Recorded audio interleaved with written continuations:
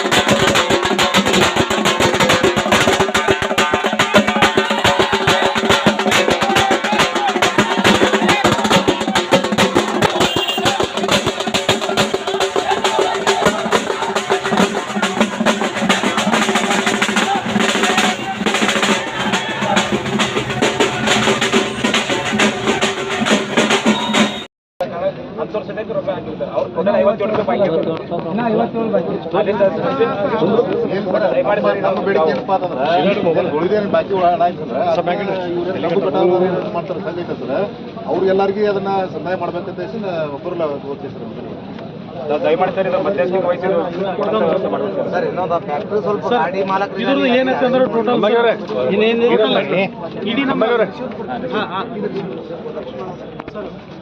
ಇಡೀ ನಮ್ಮ ಜಿಲ್ಲೆಯಲ್ಲಿ ಇದೇ ತರನಾಗಿ ಕೇವಲ 57 ರೂಪಾಯಿ ಏನು ಎಲ್ಲ ಒಟ್ಟು ಟೋಟಲ್ 10 ಶುಗರ್ ಕಾರ್ಖಾನೆಗಳಿದಾವೆ ಸರ್.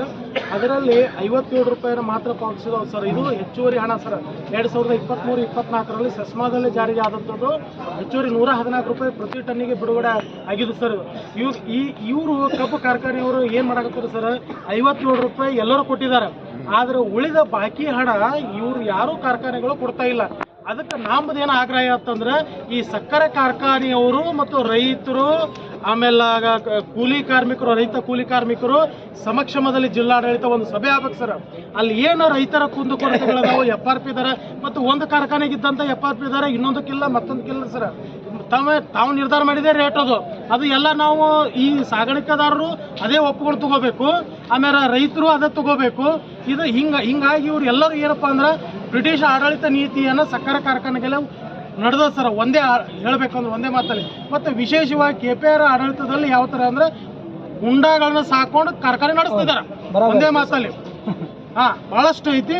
ಅದಕ್ಕೆ ನಮ್ಮ ಎಲ್ಲ ಇದು ಕೇವಲ 1 ನಿಮಿಷದಲ್ಲಿ ಮುಗಿಯುವಂಥ ವಿಷಯ ಅಲ್ಲ. ತಾವು ಕಟ್ಟಿಂಗ್ ಆರ್ಡರ್ ಕೊಡೋದಕ್ಕಿಂತ ಮುಂಚೆ ಈ ಸಭೆ ನಡೆಸಿ ಕಟ್ಟಿಂಗ್ ಆರ್ಡರ್ ಕೊಡಬೇಕನ್ನೋ ನಮ್ಮ ಆಗ್ರಹ ಐತಿ. ಇಲ್ಲ ಅಂದ್ರೆ ನಾವು ಕಾರ್ಖಾನೆಗಳ ಎಲ್ಲಿ ಬೇಕಲ್ಲ ಮುತ್ತಿಗೆ ಹಾಕ್ಬಿಡ್ತೀವಿ ಕಾರ್ಖಾನೆಗಳನ್ನು. ಅದಕ್ಕೆ ತಮಗೆ ನಮ್ಮ ಆಗ್ರಹ ಐತಿ, ಇದನ್ನ ಆಗ್ಬೇಕು ಸರ್.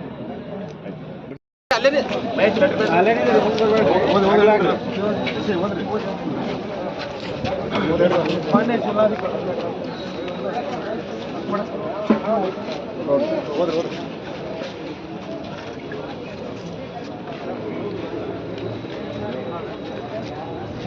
ಮಾನ್ಯ ಜಿಲ್ಲಾಧಿಕಾರಿಗಳು, ವಿಜಯಪುರ ಜಿಲ್ಲೆ ಕರ್ನಾಟಕ ಸರ್ಕಾರ ಕಬ್ಬು ಕಟಾವುದಾರರಿಗೆ ಕೊಡಬೇಕಾದ ಬಾಕಿ ಹಣ ನೀಡದ ಕಾರ್ಖಾನೆ ವಿರುದ್ಧ ಕ್ರಮ ಕೈಗೊಳ್ಳಲು ಮಾನ್ಯರೇ, ನಾವು ಆಲಮೇಲ ತಾಲೂಕು ಕಬ್ಬು ಕಟಾವು ಹಾಗೂ ಸಾಗಾಣಿಕೆದಾರ ಸಂಘದ ಪದಾಧಿಕಾರಿಗಳಿದ್ದು ನಾವು ಸುಮಾರು 500 ವಾಹನ ಮಾಲೀಕರು 2023-24ರಲ್ಲಿ KPR ಸಕ್ಕರೆ ಕಾರ್ಖಾನೆಗೆ ಕಬ್ಬು ಕಟಾವು ಮಾಡಿ ಸಾಗಾಣಿಕೆ ಮಾಡಿರುತ್ತೇವೆ. 2023-24ರಲ್ಲಿ ಕಬ್ಬು ಕಟಾವುದಾರ 114 ರೂಪಾಯಿ ಹೆಚ್ಚಾಗಿರುತ್ತದೆ.